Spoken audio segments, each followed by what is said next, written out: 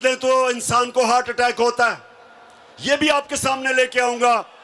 लेकिन मैं चाहता हूं कि हमारा सुप्रीम कोर्ट इसके ऊपर एक्शन ले। कोई इसकी मिसाल है कि जो केस जिन्होंने अरबों रुपए का केस करना था उन्हीं के ऊपर लाके उन लोगों को बैठा दें जिनके ऊपर केस है। और मैं फिर से कहता हूं कि अगर इसकी इजाजत दी पाकिस्तान में तो पाकिस्तान के जेलों को खोल दो। ये जो गरीब लोग जेलों में भरे हुए हैं इनको निकाल दो। इनकी तो छोटी छोटी चोरियां हैं। किसी ने भैंस चोरी की, किसी ने मोटरसाइकिल, घर में फाका है, बेरोजगार है, इनको निकालें जेलों से। अगर इतने बड़े बड़े डाकुओं को आपने नहीं पकड़ना,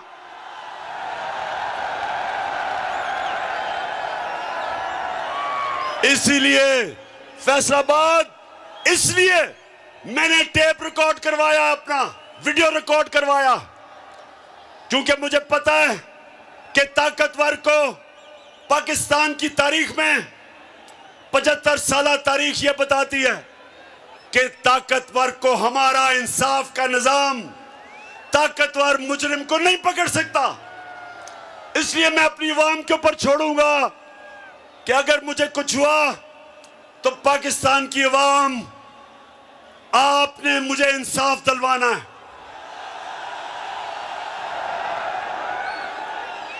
बताएं, आप मुझे इंसाफ दिलवाएंगे? आपने मेरे से आज 2 वादे करने।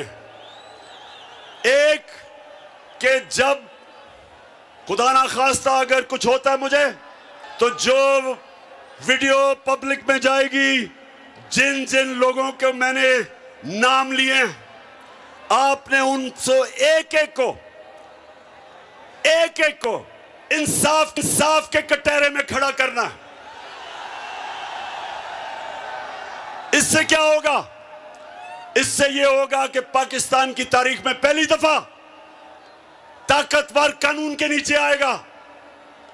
मेरे नबी सल्लल्लाहु अलैहि वसल्लम ने आज से 1500 साल पहले कहा था, फैसलाबाद, आज से 1500 साल पहले उन्होंने कहा था कि कौमें तबाह तब होती हैं जब छोटा चोर जेल में जाता है और बड़े डाकू को वो रियासत नहीं पकड़ सकती, उसको कानून के नीचे नहीं ला सकती, वो इंसाफ नहीं कर सकती। जो कौमें इंसाफ नहीं कर सकती तबाह हो जाती है।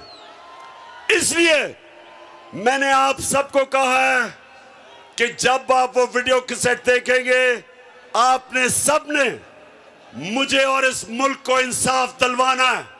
दिलवाओगे?